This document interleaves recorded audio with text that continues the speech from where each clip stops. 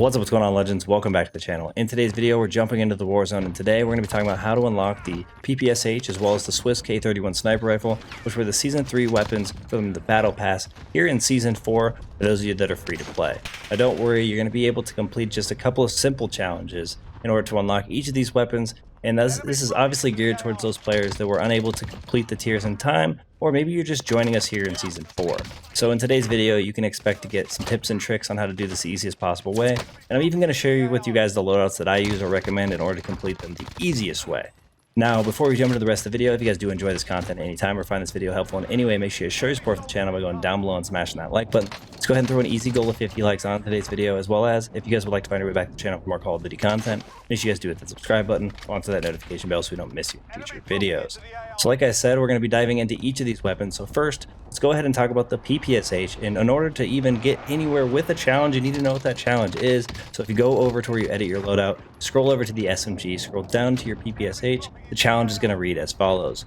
Using SMGs, get 3 kills immediately after sprinting in 15 different completed matches. So essentially all you have to do is be sprinting and come out of your sprint, and within a few seconds take out an enemy, and that's going to count towards your challenge. Do that 3 times in a match, and by doing so you will obviously get a tally towards your challenge. You're going to do that in 15 different matches, and obviously it says completed matches, so you're going to want to make sure you stay through all the way to the end. At least they're making it clear for us. To do this, what I highly recommend is obviously going to Plunder. It's going to be the same for both weapons, because I think Plunder is the easiest way to do any of your challenges, just for the simple fact that you're going to be able to get in there, you're going to be able to get a good amount of time to do the challenge, and that's going to be important for some of you guys that are struggling to get the kills quickly. It's going to give you the longest amount of time to do so. You could obviously do this in a BR or even, I think, Rebirth Island, but it's going to be a little bit more challenging depending on your skill level. So I highly recommend jumping into Plunder. And now the main location, again, this is going to qualify for both of the weapons, is going over to Storage. Storage is the most popular place on the map during Plunder matches. This is where I go to record all these videos. This is where I go when I'm trying to level up a weapon. It's the best place to go, especially if you jump in solo, because you'll continue to be able to land there the entire match, and you'll be able to rack up as many kills as possible. So I highly recommend jumping into Plunder, as well as obviously jumping over into Storage to get the most possible kills each and every match. Now let's go ahead and talk about the class setup that you're going to want to use in order to do this the easiest way. Alrighty, so the weapon we're going to be taking a look at is the Milano. For the muzzle, I'm running the sound suppressor. Barrel, we have the 10.6-inch task force. For the stock, we have the Raider stock. Ammunition, the 55-round mag, or drum I should say. And then for the underbarrel, the SVOD speed grip. Now I think this is one of the easier challenges to complete, so I know you're going to be able to do this one easily and have your PPSH unlocked. Now the PPSH is definitely one of my favorite SMGs, so I highly recommend you guys go out there and get this baby unlocked so you guys can get full advantage of having a 71 round magazine on your gun. It's a lot of fun to use, so go out there and get this guy.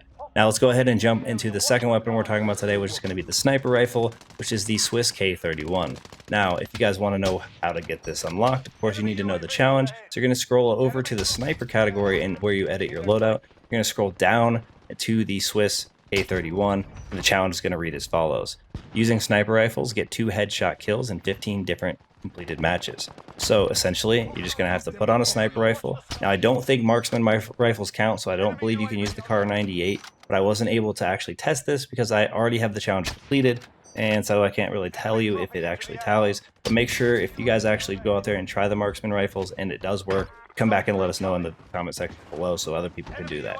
But I highly recommend using a sniper rifle, and we're going to obviously talk about the loadout we're going to be using to do that. Alrighty, so I highly recommend using the LW3 Tundra. It's probably my favorite Cold War sniper to use.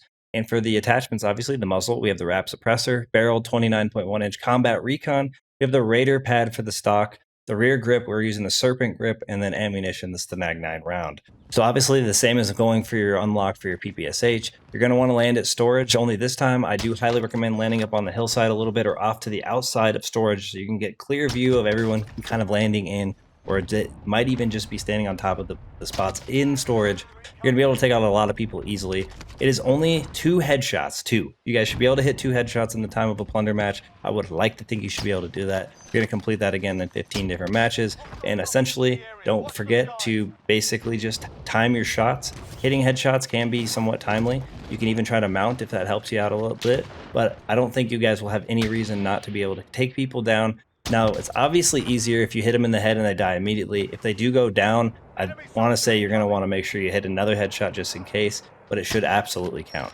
Now, for both of these challenges, you're going to want to make sure to stay through all the matches. If you do leave the match, it might not count, or better yet, it might actually bug out and cause your challenge to reset, and we don't want that for you.